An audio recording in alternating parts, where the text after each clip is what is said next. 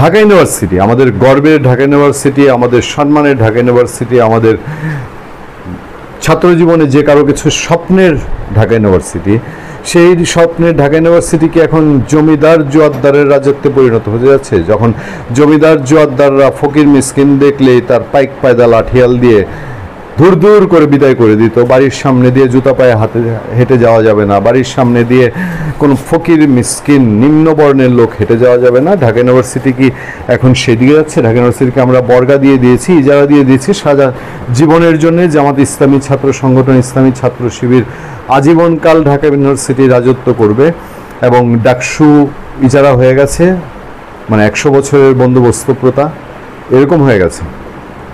সর্বমিত চাকমা ছেলেটাকে আমি পজিটিভলি নিয়েছিলাম কেন জানেন? অনেকেই নিয়েছিলেন।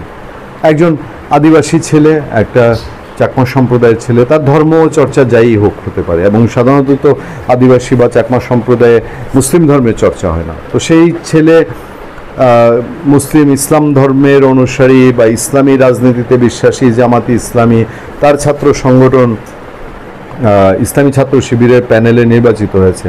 কিন্তু এরপরেই কোথায় যেন হম্বি তুম্বি চেঞ্জ হয়ে গেল, মানে যে যায় লঙ্কায় সে হয় রাবণ, অনেকটা সেরকম ভাবচক্করে মনে হয় না?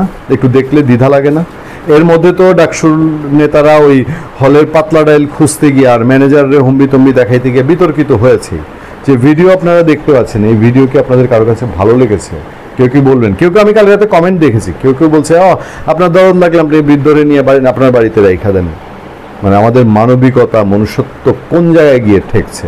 আর এই সর্বমিত চাকমা, তার সেন্স অফ হিউমার, তার কি মনে পড়ে এখনো যে তার পাহাড়ে 80 বছর বয়সী এখনো কত মানুষ এখনো এরকম এই বৃদ্ধের মতো আপনার প্রতিদিনকার রুটি রোজগারের জন্যে কয়টা পাহাড় উঠানামা করে, এক ছড়ি কলা বেচার জন্যে, এক ছড়ি জাম্বুরা বেচার জন্যে? নাকি সর্বমিত চাকমা ডাকসুর আরাম আয়েশের বা সিঁড়ি দেখে জামাত ইসলামী, ইসলামী ছাত্র শিবির তাদের পৃষ্ঠপোষকতায় তো আরাম আয়েশে থাকা যায়, সেটা দেখে তারা সেই রূপ, সেই চেহারা, সেই স্মৃতি সে কি ভুলে গেছে?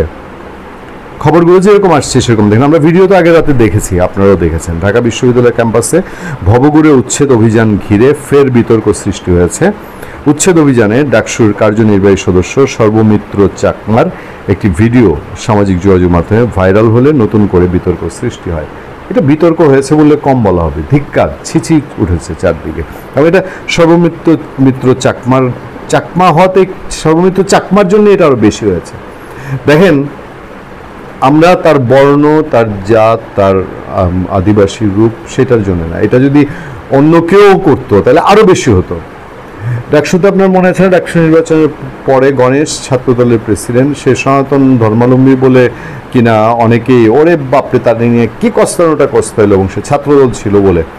হ্যাঁ, আমরা প্রথমেই বলেছি যে না, শিক্ষকের চেয়ারে থাকা একটা মানুষের সঙ্গে তার এটা করা উচিত হয়নি, কিন্তু তাই বলে আবার সে সনাতন ধর্মাবলম্বী বলে তার একটু তিকটা বেশি খুঁচাবেন, সেটাও তো আবার ঠিক না।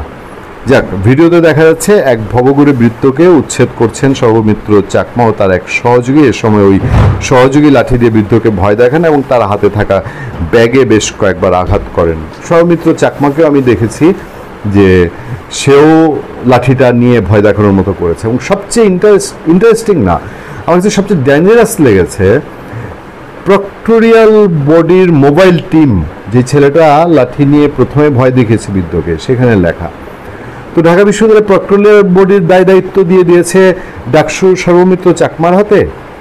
এটা বুঝতে হবে। ওই যে বললাম যে আগের দিনের পাইক পেয়াদা সব জমিদারের কথা মতো চলতো, তখন ইসলামী ছাত্র শিবির কি সেই জমিদারিত্ব নিয়েছে যে সর্বমিত্র চাকমা বা তার সাথে একজনকে একটা জ্যাকেট পরায় দিবে যে proctorial body team, mobile team এই টাইপের, আর তারা সেখানে যা ইচ্ছা তাই করে বেড়াবে? এ সময় সহযোগীর হাতে থেকে লাঠিটি নিয়ে নেন সর্বমিত্র। তাকে বলতে শোনা যায়, তোমাকে দেখবো। আর ওই বৃদ্ধ বলেন না। সর্বমিত্র চাকমা বলে, কতবার ওঠাবো?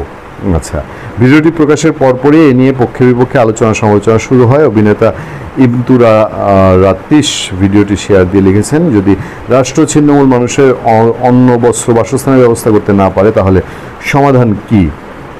ভিডিওতে দেখা যায় ঢাবির প্রক্টোরিয়াল টিম ও ডাকসুর সর্বমিত্র চাকমা বার্ন ইউনিটের গেটের সামনে এক ছিন্নমূল বৃদ্ধকে উচ্ছেদ করছেন।